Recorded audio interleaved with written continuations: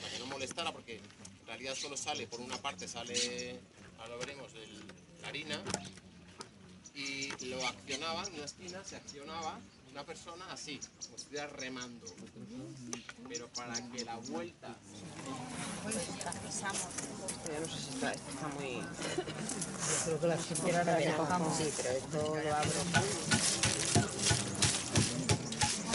Espera, que con el saco, niño, no se escapan de ahí. Así no se nos van.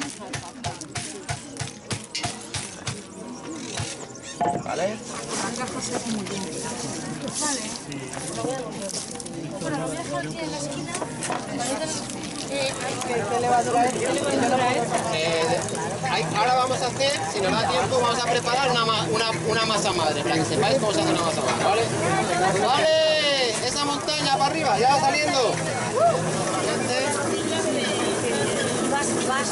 Yo estoy regulando la piedra, que veis aquí, si alguien le apetece regular conmigo, pues que venga, ir pasando por allí, para ir viendo la arena. Vamos a tocarla. ¿Veis lo que sale? Todavía no sale harina. Mirad lo que está saliendo. Mirad lo que está saliendo. Esto no vale. Esto no es harina. Ahí,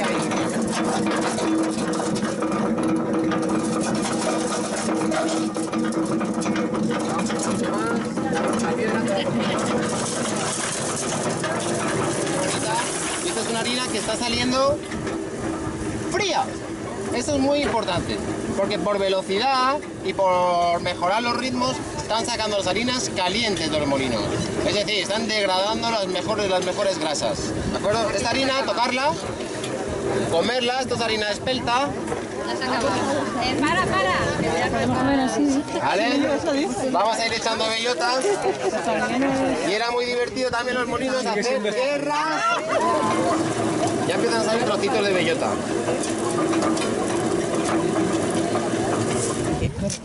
Muy bueno, y era un festival total y absoluto. Otra fiesta. ¿Veis? La masa está más hidratada. Y más aceitada. Que tiene aceite, ¿no? Sí.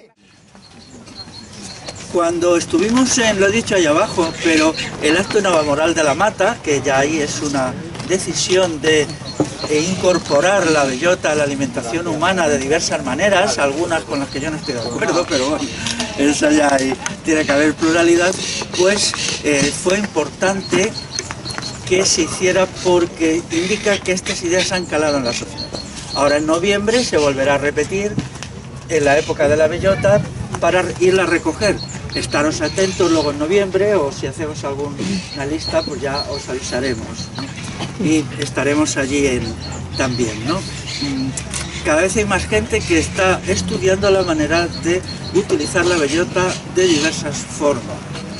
Antes he citado algunas, no solamente el pan, que puede ser particularmente bueno. Queremos traer a César, desde Galicia aquí a Madrid, y por ejemplo, el pan de bellota que hace César, si yo estoy aquí y el pan está en esa mesa, me llega el olor desde allí a aquí. Es un olor muy peculiar, muy agradable, y sé que él ha logrado un pan de bellota particularmente oloroso, por lo tanto especialmente sabroso. Ha costado, pero se ha logrado. Y luego muchos productos, hay muchos productos, antes se ha hablado de los fermentados, la cerveza, bueno, César una vez se lanzó y hasta hizo un poco de champán también,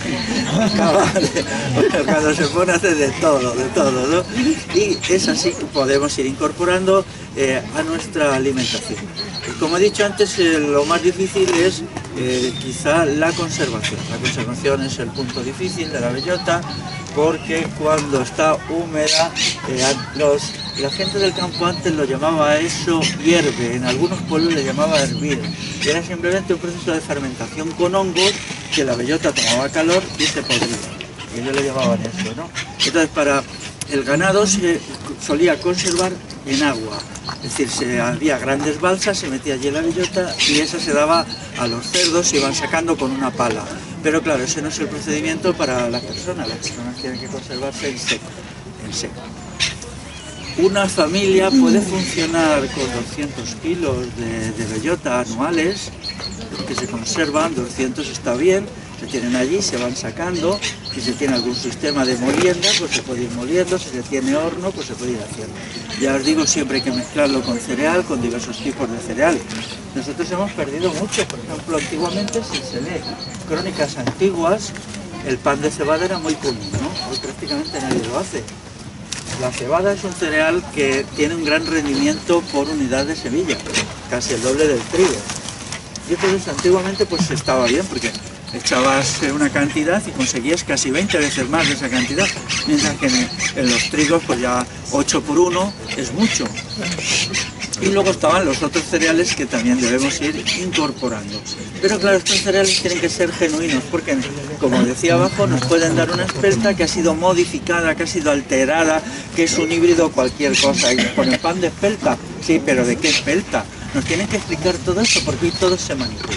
Y entonces esa cuestión no podemos aceptarla, ¿no? Luego está el problema cardiovascular que está en un crecimiento intolerable, ¿no? Luego están las plantas silvestres comestibles.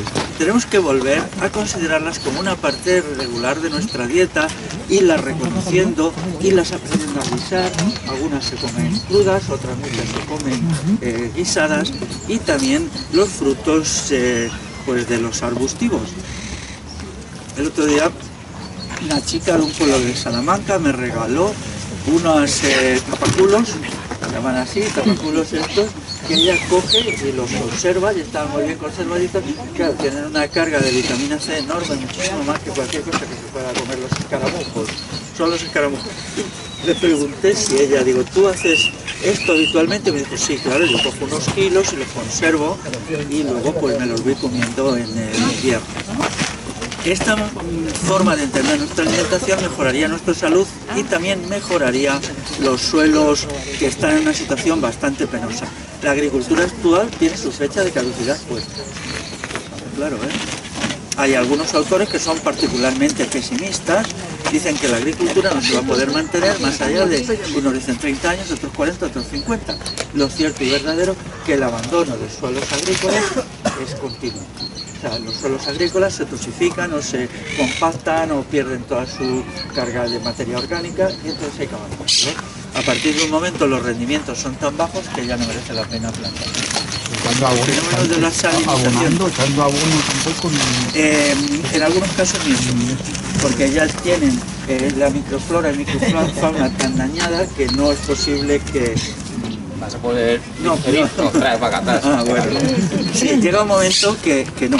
Por ejemplo, algo que lo hace así es la salinización también, la carga tóxica, porque de año en año se le echa herbicidas, pesticidas, abonos químicos y todo eso se va quedando ahí. Y llega un momento que ya es una carga tal que no. Entonces ahora ha surgido la agricultura regenerativa que intenta remediarlo. Pero la agricultura regenerativa, aunque bueno, los principios son buenos y las cosas que hacen están bien, pero claro, es costoso eso, no se puede regenerar grandes cantidades, se puede hacer en una finca, pero no en 10.000 fincas, eso sería además cambios importantes. Por tanto, tenemos que buscar la manera de volver a la alimentación del silvestre.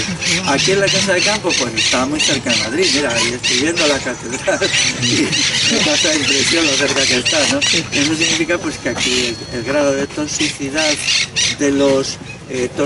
de las plantas pues es alto, ¿no?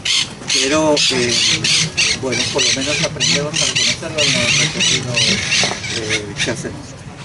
La agricultura hay que entenderla como la explicaron los autores clásicos, que es como una función de sociedades desiguales jerárquicamente con Estado. Eso tiene muy en relación con Tartessos. Ahora mismo Tartessos es la vedette de la arqueología, se están haciendo descubrimientos importantísimos de Tartessos, mucho más allá de Andalucía, ya se está en la línea del Guadiana, por ejemplo Cancho Ruano, que es un gran conjunto y un gran palacio de Tartessos, parece del 1000 antes de nuestra era, ¿no? Y entonces se está vendiendo a Tartessos como una maravilla. Bueno, tampoco me voy a poner yo aquí en plan hipercrítico, ¿no? Pero Tartessos, según los autores clásicos, es donde se crea, con los reyes de Tartessos, las sociedades desiguales, divididas en clase, con estructuras de poder, viviendo en las ciudades y con agricultura. Hay que leer a Justino, el autor clásico, donde te explica, dice, los reyes de Tartessos, son los que enseñan a cultivar la tierra, prohibiendo a sus súbditos la alimentación con silvestre. Y entonces la gente piensa que fue un proceso espontáneo porque había mucha gente y entonces ya no se podían alimentar solo de hierbas. Y los autores clásicos no lo explican así, lo explican como un acontecimiento político, no como un acontecimiento nutricional. Y es así como hay que entenderlo, nada más. No, porque aquí luego llega la gente muy lista, a mí eso me enfada un poco. Vamos a ver, los autores clásicos en lo que tratan son súper exactos. O sea, y eso se ve a menudo. No, si ellos dicen que las cosas son de una manera, no te pases de listo y tómate las cosas que dicen en el sentido literal. Y no busques explicaciones de listillo, porque luego te va a ser que no, ¿no? Porque eso sucede siempre, ¿no? Entonces, cuando ellos dicen, no, es que había un problema de exceso de población. Pues no. Ya, por ejemplo, Jared Diamond, en su libro que yo recomiendo, siempre lo recomiendo, Colapso, es el único autor serio que dice la verdad. El paso a las sociedades basadas en la alimentación con agricultura significa un empeoramiento de la salud de la gente, un empeoramiento fuerte. ¿Cómo se sabe eso? Por el estudio de los esqueletos. Los esqueletos, en el momento ese que se abandona la sociedad de recolectores cazadores y se pasa a la sociedad agrícola, es un decaimiento de la salud, de la estatura, de la gente, porque los huesos no se forman perfectamente de las condiciones sanitarias, ¿no? Entonces es una degradación, no un avance. Entonces ha vendido como un avance. Y no es un fenómeno natural. De hecho, si no hubiera sido por el afán de poder de los reyes de Tartesos, nosotros seguiríamos teniendo una alimentación básicamente basada en plantas silvestres y no tendríamos alergia ni nada. Eso no significa que no se cultivara, porque, por ejemplo, los pueblos antiguos, cuando te dicen los celtíberos, por ejemplo, ellos usaban mucha bellota, pero también usaban cereales. Y esto ahora está demostrado, sabemos que incluso tenían molinos de bellota y molinos de cereales. Eran distintos, no eran el mismo molino. Y ahora se estudia a partir de las micropartículas, donde aquí quedan unos estudios, se sabe si es bellota o es, por ejemplo, cebada, porque ellos tomaban mucha cebada, o trigo. Entonces había una combinación que se rompió y se ha ido rompiendo a lo largo de los siglos, porque todavía hace 60 años, solo 70 antes de la Guerra Civil, era muy común que en el mundo rural la gente tomara muchas plantas silvestres, conocía muchas. Podía conocer, ¿qué conocía un agricultor de hace 80 años, hace 90 años de silvestres? Probablemente 100, 150, y las usaban habitualmente, muy a menudo las mujeres. Luego está su versión medicinal. Yo cito en el libro de las plantas silvestres, a un autor que él ha investigado con una mujer de Aragón, una mujer ya mayor, que si estuviera viva había que hacerle un monumento, donde ella explica la cantidad de productos para la curativos que fabricaba a partir de plantas silvestres. Entonces todo eso se ha ido perdiendo por el ascenso de la medicina alopática, que ahora la medicina convencional. ¿Qué nos produce la medicina alopática? No sé, a vosotras y a vosotros. A mí, lo voy a decir lo que me produce, a mí me produce miedo y a veces pánico. Pánico y miedo cuando veo lo que se está haciendo con la gente en la medicina de los hospitales maravillosos. Entonces antes sabían fabricar un montón de productos curativos, y esta mujer, bueno, el libro es del año 2004 y cita a esa mujer en presente, o sea que debía estar viva. Entonces sería muy importante que esos saberes, que es lo que se llamaban antes los saberes de los antiguos, con la modernidad de los años 70 y 80, todo lo antiguo es demonizado, y se dice, no, todo eso no vale nada, pues no es así, ¿no? Ahora resulta que ya la agricultura no tira, que la medicina nos crea miedo, que un montón de inventos, que el estado de bienestar, que es tan maravilloso, ya no puede garantizar las pensiones, qué cosas, ¿verdad? Hace 40 años nos dijeron que iba a ser maravilloso, ahora resulta que todo el paquete de productos de la modernidad no saben qué hacer con él porque está fracasando uno detrás de otro, ¿no? Por ejemplo, ¿cuándo van a decir al público el número de hectáreas que en lo que llaman España se abandona todos los años porque ya no pueden ser cultivadas? Es importante que lo sepan, sobre todo en el Valle de Mena, sobre todo allí por la salinización, debido, se nos dijo el regadío, los embalses, no sé qué. Alguien ya dijo, pero si hacemos embalses se va a tomar por saco la fauna, la istiofauna, o sea, los peces. Y dice, no tiene importancia porque es que eso no es económicamente rentable. No es verdad. Hasta un 10% de la población de Castilla hace 100 años vivía de de los peces de los ríos y de los lagos.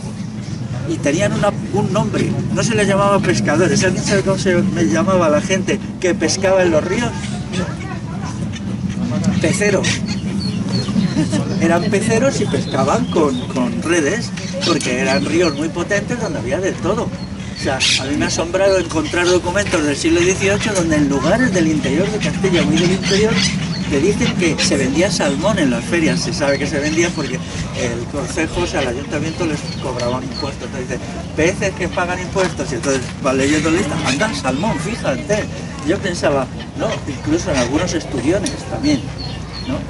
Aquí en Castilla no, pero en Andalucía el Guadalquivir ha tenido estudiones hasta los años 50, ¿no? Entonces ha habido una pérdida de riqueza para crear unos regadíos que ahora resulta que se empieza a mirar diciendo, es que claro, todos los regadíos salinizan, claro que salinizan, eso ya se sabía, ¿por qué no lo tuvisteis en cuenta? Entonces todo el paquete de la modernidad ahora mismo empieza a cuartearse, empezamos a considerar que es un sistema preocupante. Y bueno, un remedio pues puede ser el retorno a la alimentación de los silvestres, pero considerando los elementos políticos y culturales que están incorporados, porque las cosas se dan en un contexto político y cultural, no se puede, las cosas no surgen así como así, ¿no? O sea, la agricultura tradicional fue presentada como una cosa horrible y espantosa cuando no es verdad. Tenía unos rendimientos altos, de nivel alto, y no es verdad que la gente pasara hambre ni nada de eso, todo eso son mentiras. En mi libro Naturaleza, Ruralidad y Civilización yo contesto esas mentiras. Durante un año me dio por leerme todos los libros de mentiras y de insulto al campesinado tradicional, son muchísimos. Yo creo que lo dejé cuando iba ya por 600, tenía mi colección, dije, pues mira, ya me he cansado de leer chorradas, de gente que no entendía nada, que eran señores de ciudad que iban ahí a tocar las narices a los paletos de los pueblos, como ellos decían, pero era eficaz, tenía un nivel de eficacia. El problema gordo es que el Estado les quitaba, les robaba, les expoliaba casi la mitad de sus impuestos o sin casi. Esto ya hubo denuncias en el siglo XIX. Entonces, por mucho que intentaron hacer una agricultura eficaz, pues es que claro, si el 50% de los ingresos brutos de una casa campesina se los lleva el Estado, ¿qué eficacia puede tener? Bueno, es muy curioso cómo todavía en el siglo XVIII, si vemos en libros que aparecen campesinos representados, dibujados, van con unas ropas decentes. Si nosotros vemos cómo van los campesinos en fotografías de los años 20, van de harapos. ¿Por qué? ¿Porque eran más tontos que sus tatarabuelos? No, porque el Estado les robaba más, sencillamente. Esa es la verdad. Y vemos, por ejemplo, cómo se representa el campesinado en las crónicas medievales por ejemplo, en los beatos, de Beato de Liébana. Ellos llevaban unas ropas maravillosas, o sea, unos chaquetones, unos capuchones, porque entonces casi no se pagaban impuestos porque casi no había Estado. Entonces, claro, la imagen fija que nos han vendido de los años 50, pues es una pobre gente ahí con unos harapos vestidos de pana. La pana la compraban porque se producían las fábricas textiles, no la creaban ellos. Es algodón, ellos solo trabajaban el lino y la lana, y cuando hacían trabajos de lino y lana, entonces resultaba que eran muchísimo mejores que la porquería del algodón que les obligaron a ponerse a través de un sistema tributario y de una serie de trampas y fullerías que explico en el libro. Bueno, y después de todo ese lío pasa lo que pasa, pues estamos nosotros aquí con esto, de esta plantita de bellota, pues que es preciosa, y bueno, ya tiene esto 2 añitos, ¿no, Nacho? 2 añitos, ¿no? Sí. ¿Cómo consigues sacarla ahí en el tiesto? Bueno, pues le das la vuelta y la puedes sacar, Félix, del tiesto. No, digo, que ¿cómo Sí, la has se me dio, sacado? Sí, sácalo, que es verdad, sácalo un momentito que le dé el aire a las raíces, que también tienen derecho. No, si metes ahí la bellota, le echas tierra encima o cómo. Metes la bellota, le echas tierra encima y como si pones un grano de espelta o una semilla de toda la vida. Si a lo mejor pones una semilla que te compras en algún sitio, a lo mejor te sale el primer año, pero no te va a salir el segundo año. Esa es otra de las trampas de la agricultura moderna, ¿no? Sí. Y poner 2 o 3 mejor, porque alguna puede estar, o sea, poner 2, 3, y si sale las 3, pues luego las separáis, porque alguna puede estar vana o... En las bellotas hay que procurar, tienen un parásito que es una especie como de mosquito, ¿no? Cuando se cojan hay que evitar que tengan el agujero de entrada y salida del parásito. Para los cerdos no, porque son proteínas para los seres humanos, pues, aunque César se los come, ¿eh?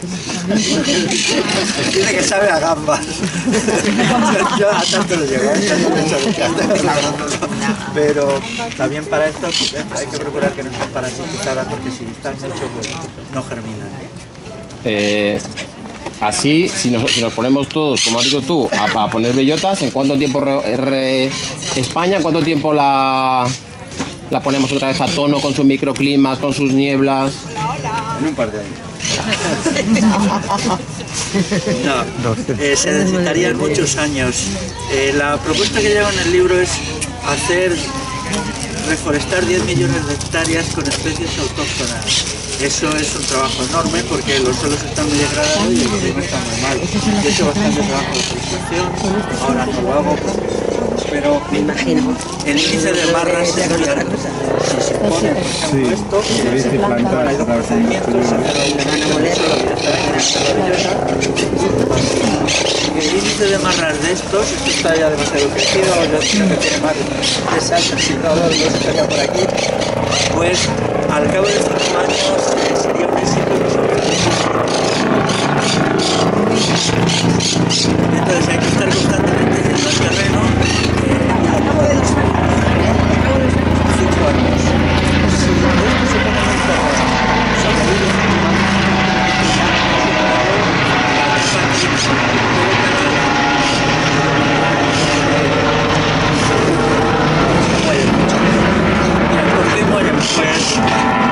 vamos a ver, por ejemplo, vino otoño seco, entonces cae la bellota y entonces germina por los nutrientes que tiene.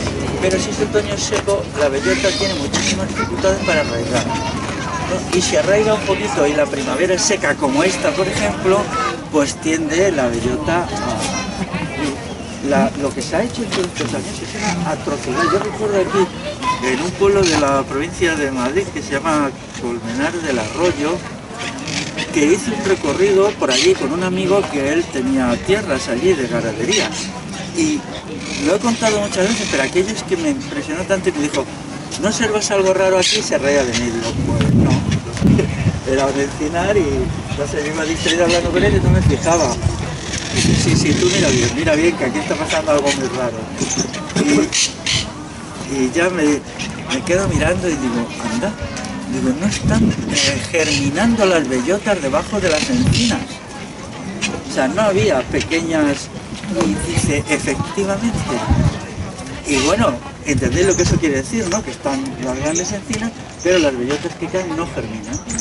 Y entonces estuvimos mirando y no había nada. Los chaparros más pequeños tenían ya 7 o 8 años. Y entonces yo le dije a él, que sus padres son pastores allí y tal, ¿por qué pasa eso? Y él me dijo, porque las primaveras son demasiado secas.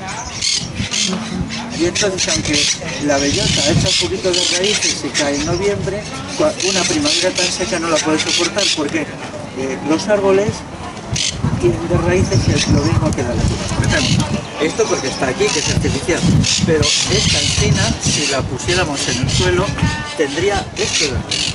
Y esto significa que ya no es tan dependiente de la parte tan superficial del suelo, más superficial, que ahí es la primera que se seca. Entonces, esto ya puede sobrevivir, porque si tiene esto que son 60 centímetros, 65, ya tiene unas raíces de 65, esta aguanta, pero la que no. Y entonces, claro, y aquello fue patético, porque además es un sitio grande, estuvimos mirándolo todo y no encontramos ni una. Es verdad que el suelo es muy arenoso, porque la destrucción de los granitos, el sitio no es un suelo bueno, es un suelo de baja calidad. Y él me dijo, cuando yo era niño, que este amigo tendría unos 40 años, dice, había arroyos que corrían por aquí, dice, en primavera, ahora no los hay. Y eso explica lo que está pasando con la falta de germinación de la bellota. Eso significa que cuando las encinas que hay allí cumplan su ciclo, que no se sabe muy bien cuántos, pero pongamos 250 años, entonces morirían y ya aquellos se quedarían en desierto, ¿no? Considerando que esas encinas pueden tener 120 años por el grosor y las características, pues allí se habrían desiertos 100 años, ¿no? ¿Qué se puede hacer? Pues bueno, se puede forestar con mucha dificultad, se pueden hacer hoyos grandes para que pues estén un poco más, no dependan tanto de la parte superficial, y intentarlo. Pero bueno, el trabajo es inmenso. Yo recuerdo cuadrillas de 10 personas trabajando duro con azadas y tal, y poner 400 quejigos y encinas en un día acaban molidos, porque el suelo está muy duro, tienes que hacer el agujero, y luego si quieres que sobrevivan tienes que preparar un sistema con piedras para que se recupere la humedad de la noche. Se notan las piedras, ahí cae un poquito del rocío y entonces bueno, consiguen unas gotitas de agua que pueden ser fundamental, es fundamental para los fenómenos de la lluvia oculta. Por ejemplo, que haya un poquito de niebla un día de verano puede ser fundamental para los árboles, porque esa hierba deja un poquito el suelo húmedo y entonces las raícitas de los que están naciendo. Yo intenté con bayucos de los que hay en los hayedos de Segovia, que también con el sistema de piensos nunca conseguí que germinasen los bayucos. De varios hayedos que hay en Segovia, que son en realidad dos, ya solo quedan dos. Y bueno, fue muy inquietante, ya lo sabía porque me lo habían dicho, que no germina. Y la explicación es que el estrés hídrico es tan fuerte en esas hayas ya, porque sus condiciones climáticas ya no son las normales, que crean hayucos no viables, es decir, que incluso en condiciones óptimas no germinan, porque están mal construidos desde el árbol, porque el árbol está enfermo. O sea, el árbol tiene un estrés hídrico de tal calibre que ya no es capaz de reproducirse. Y eso es, bueno, pues como ha ido retrocediendo el haya, que probablemente existiera también en Sierra Morena, ha ido, incluso se podría decir cómo retrocede cada 50 años. Bueno, pues ya podemos pasar a la parte práctica, Nacho, ¿o no? Sí. De acuerdo. ¿Puedes explicar un poquito cómo era el mallado? ¿Qué significa el mallado? ¿Qué es una era? Ese proceso previo que en el cereal es la trilla, que todos más o menos hemos visto, pues en la zona para ese tipo de semillas o incluso también para el cereal lo que era el mallado. Bueno, la trilla, por favor, repítame el libro aquí. Sí. La trilla era, sabéis, era el sistema antiguo por el cual se preparaba el grano de la paja, se hacía una parva y luego se pasaba a ganado con unas tablas de pedernal y entonces se separaba, ¿no? Pero ese es un sistema moderno, antiguamente se hacía, se mallaba. Mallar era una vara que llevaba un cable de cuero y a su vez acababa en otra vara pequeña, entonces se echaba la parva y se golpeaba. Entonces ese golpear era lo que hacía que se perdiera el grano en el suelo, luego todo eso se cernía con unos cernedores y se separaba. Ese es el procedimiento más antiguo. Quiero decir que, mirad, esto es una representación de una iglesia románica. Sí, cuando íbamos a hacer el libro, pues nos fuimos un día a la iglesia con unos bocadillos y una botellita de vino, hicimos la foto porque nos gustaba la que había en internet y nos volvimos, ¿no? Y la foto es preciosa, ¿no? Esto es de Leña del Sorbe en la provincia de Guadalajara. Y el edificio este, el templo románico, es aproximadamente del año 1150. O sea, del románico central, o sea, el románico más y mejor es entre el año 1050 y 1170, ¿no? Luego ya se considera tardío. Entonces es un santuario que representa los trabajos de cada mes. Y aquí viene el mes de julio con recogidas plantas silvestres con hoz. Es una hoz curiosa, distinta de la actual, porque se hace de pie, observad, ¿no? Y luego está la siega con una hoz habitual. Esta iglesia ha sido utilizada para el estudio de las herramientas agrícolas medievales. Hay un libro que yo leí con mucho gusto que te va diciendo qué diferencias había entre las herramientas agrícolas del medievo y las actuales. Entonces las sacan de ahí. Pero cerca de este pueblo hay otro que se llama Campi Sábalos, donde hay una iglesia románica como muy potente, en la cual hay una escena de mallado de cereal, que es el sistema de malla, que es el golpear entonces eso significa que en esa zona, cuando se levanta esa iglesia, que es más o menos de la época que esta, se hacía mallado. Mallar era eso. Y se hacía también, pues claro, el problema de las bellotas es que hay que quitarle la corteza. Normalmente se hacía cada vez que se iba a ser la harina, ¿no? Se quitaban, no se hacía de golpe porque se conserva mejor. Y bueno, pues eran los procedimientos antiguos. Yo os recomiendo, si podéis, se puede ir y venir en el día de leña de Sorbe. Yo tengo un libro sobre arte románico rural, que es una concentración de belleza única. En la península ibérica todavía puede haber 3.000 iglesias románicas y algunas cerca de donde estamos ahora, aunque ya de aquí para el sur no, porque la presencia musulmana lo impedía, ¿no? Cuando ya el resto del sur se libera de la presencia musulmana, ya es tardía y ya no se construye en románico. Hay algo de románico en la provincia de Ciudad Real, pero ya es poco, ¿no? Ya en la época del arte ojival que evoluciona hacia el gótico. Pero aquí sí, esto es muy interesante porque te va indicando que se hacía en cada mes. Por ejemplo, el mes de octubre en algunas aparece como recogida de bellota y en el mes de noviembre, ¿qué os imagináis que se podía hacer en noviembre? Se trasegaba el vino. Trasegaba el vino. En el campo, este tipo de trabajo así, como estamos haciendo ahora, enseguida nos hemos puesto todos casi que sin decir nada. Era muy normal, el trabajo en común era muy normal. No se trabajaba delante de una pantalla antes, no era así, ¿no? E incluso se cantaba. Se cantaba. Casi todos los trabajos tenían un tipo de cantos, los cantos de siega, los cantos de trilla, los cantos de recogida de la hierba, los cantos de finalización de recogida de la hierba, todos. Entonces hay un patrimonio cultural que tantas cosas. Antes se trabajaba cantando y hoy en esta sociedad tan moderna se trabaja llorando, ¿no? ¿Qué le vas a hacer, no? A esto hemos llegado, ¿no? A la gente ahí, no quiero entrar, antes la gente que va diciendo, ahora aquí, venga, ¿no? Y se hacía incluso, por ejemplo, se segaba y la gente iba segando y cantando y entonces se echaban cantos unos a otros, eso se echaban, el de allí cantaba y entonces el de aquí le respondía, pero sin dejar de segar. ¿Esto usted lo conoce? ¿De dónde lo conoce usted? Desde pequeñito. ¿Qué ha vivido usted esto? Tiene una caja ahí, pero... La piedra, el molino. Han pisado. Mira, estamos preguntando un poquito a este señor. ¿Dónde lo has visto? En Asturias, claro. ¿En algún molino de río? Sí, los molinos de allí que llevábamos todo ahí a moler la harina y a todo eso, los sellos para los ganados. El maíz sobre todo.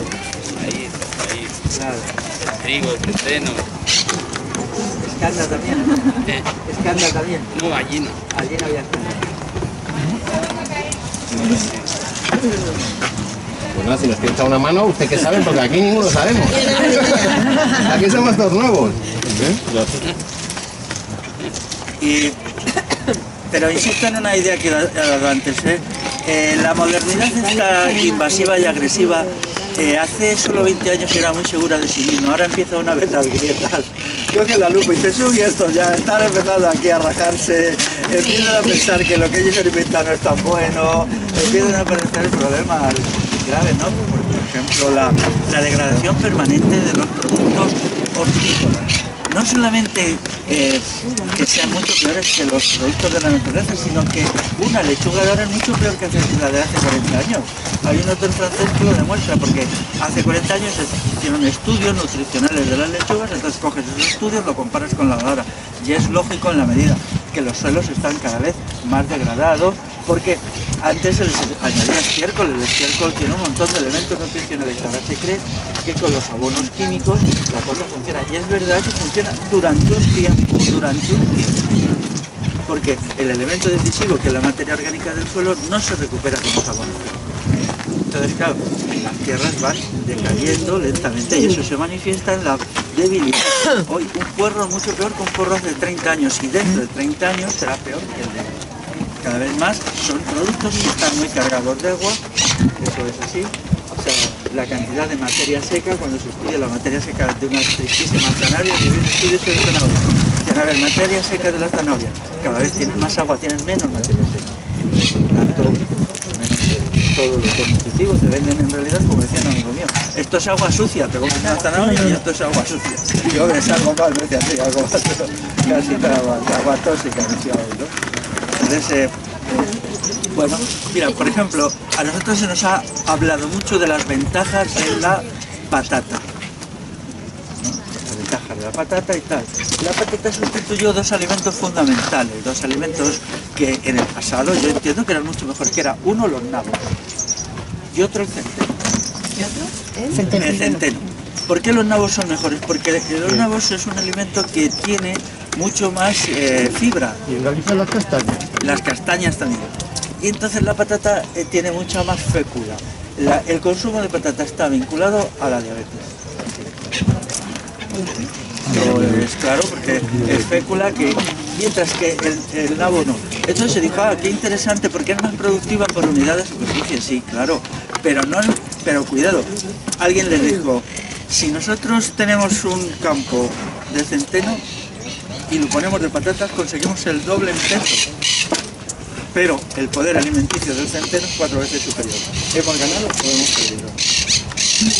Claro, hemos ganado si la gente se la tiene desnutrida. Es decir, si la gente con una dieta de patatas, que eso es una cosa moderna, que antes no existía, que es un fenómeno del siglo XIX, entonces con la revolución industrial lo que se tiene es una gente famélica, porque incluso aunque comiera muchas patatas, pero claro, es que no tiene el poder nutricional del centeno. Entonces lo que se fueron sustituyendo alimentos que, aunque eran más en cantidad, eran mucho peores en calidad. Por ejemplo, los nabos. Los nabos son fundamentales. Yo pienso hacer una campaña mía particular a favor de los nabos, así de claro, pero no de los que os venden en los que están muy cargados de nitratos, asegurados de que sean nabos de algún tipo de agricultura que no esté cargada de nitratos. Esos son tóxicos 100%. Y si tenéis un terrenito, por conseguiros nabos y luego utilizar, hay muchas recetas. Si alguien luego quiere, yo le doy una receta de nabos que está bastante buena. Y podéis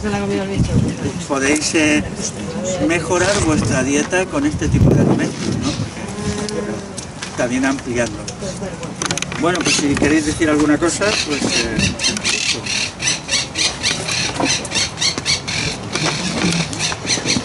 A ver, el libro aquel de las bellotas, del Manual de Cocina Vegetariana, es la segunda edición, aquí está, sí. Está bastante ampliado respecto a la primera, pero también tenemos la primera por ahí. Y bueno, pues nos ha quedado muy bien. Y aquí en la contraportada viene lo que nosotros creemos que está pasando y que queremos evitar, ¿no? Es unas tierras completamente devastadas en el llano nacional. También quería decir algo sobre los ecologistas, ¿no? A mí me asombra que el ecologismo esté metido en la dinámica de cuál es la agricultura mejor y no planteen nunca la verdad más verdadera, que todas las agriculturas son una artificialización de los ecosistemas y un daño a los suelos, ¿no? Esto me hace sentir mucha desconfianza frente al movimiento ecologista, porque algunas cuestiones fundamentales ellos no las tocan. Si nosotros queremos una naturaleza restaurada, ¿qué es lo que tenemos que tener? Una naturaleza arbórea. Los árboles son el centro de la vida. Si hay árboles, hay vida. Si hay árboles, hay agua. El agua básicamente viene del arbolado. Es sabido desde hace muchos siglos que si se corta un monte, disminuye la lluvia allí, pero disminuye además drásticamente. Y eso se han hecho estudios hoy que lo demuestran, ¿no? Tenemos una comarca y se mide lo que llueve en un sitio que hay árboles y en otro donde no hay árboles. Siempre da más donde hay árboles. Llueve un poquito más. Pero si queremos una naturaleza activa, necesitamos de los árboles. Para los árboles tenemos que disminuir la agricultura. Digo disminuir, no eliminar. Y para eso tenemos que buscar fuentes alternativas de alimentos. Yo esto me di cuenta cuando hice estudios cuantitativos de las guerras celtibéricas. Las guerras celtibéricas tienen una importancia para Roma, porque Roma pierde muchísima gente en el choque. Bueno, tiene muchísimas bajas. Entonces la versión oficial es que puesto que entonces los territorios del este de la meseta estaban cubiertos de árboles, las poblaciones autóctonas tenían que ser escasas, según una dogmática que se ha inventado no se sabe quién sin explicar nada. Pero eso no encaja, porque si los romanos estaban teniendo muchas bajas, sus enemigos también, claro, lógicamente. Entonces eso significa, y si pudieron aguantar casi 100 años, es porque eran demográficamente muy potentes. Entonces la pregunta es, ¿cómo es posible que fueran muchos, por decirlo de una manera simple, cuando los mismos historiadores romanos te lo presentan como comedores de bellota? Claro, luego eso significa que las versiones que se están dando de la agricultura son falsas. Por ejemplo, la descripción que hay en los tratados antiguos de Numancia dice: Numancia es una ciudad que está sobre un cerro muy grande cubierto de arbolado. Yo soy de Soria, vas a Numancia y aquí donde están los árboles, el cerro aquel, en la muela de Garray, no hay árboles. Luego, entonces significaba que entonces las cosas eran de otra manera. Era una sociedad que tenía una gran potencia demográfica sobre la base de una gran extensión de árbol. Hay otro historiador que dice: la Celtiberia está toda cubierta de árboles, toda cubierta de árboles. Esas citas textuales aparecen en mi libro Naturaleza, Ruralidad y Civilización. Pero claro, es que la historiografía actual es muy poco respetuosa, porque le dice toda cubierta de árboles, luego eso significa que podían combinar el arbolado con una demografía potente, porque si no, no podemos hacer los cálculos del número de bajas. El número de bajas no significa la extensión de su capacidad de poner gente sobre las armas, ¿no? Entonces esto es una argumentación muy buena en contra de que solo los suelos agrícolas pueden proporcionar alimentos sin control.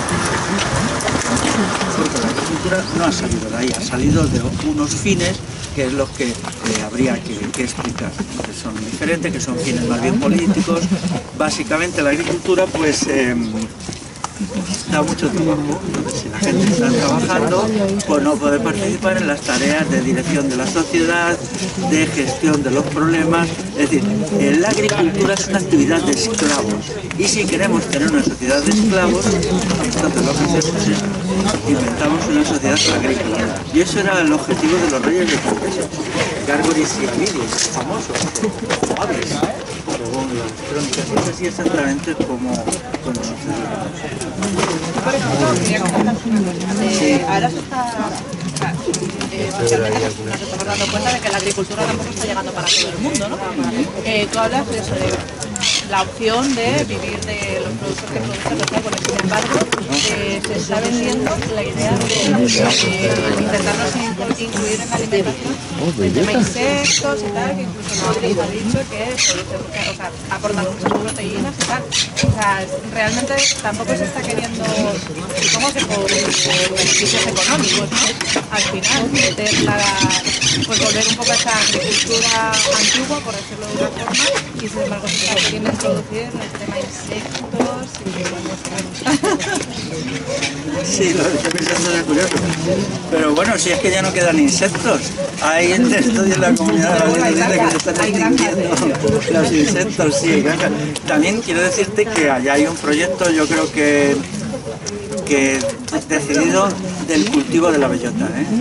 Lo que se quiere es tomar cómo se cultiva la aceituna y hacer igual con la aceituna. Yo no apoyo ese proyecto, pero estoy seguro que será. O sea, será en cuanto, pues en muy poco tiempo, porque bueno, ya hay proyectos muy avanzados, incluso en rendimiento y tal. Por ahora solo tienen objetivos de alimentar a los cerdos, vender jamón, serían cerdos estabulados que comen bellota en vez de los piensos que les dan, ¿no? A base de maíz y soja. Y también está cerca ya el momento en que la harina de bellota se pueda comprar en algunos herbolarios.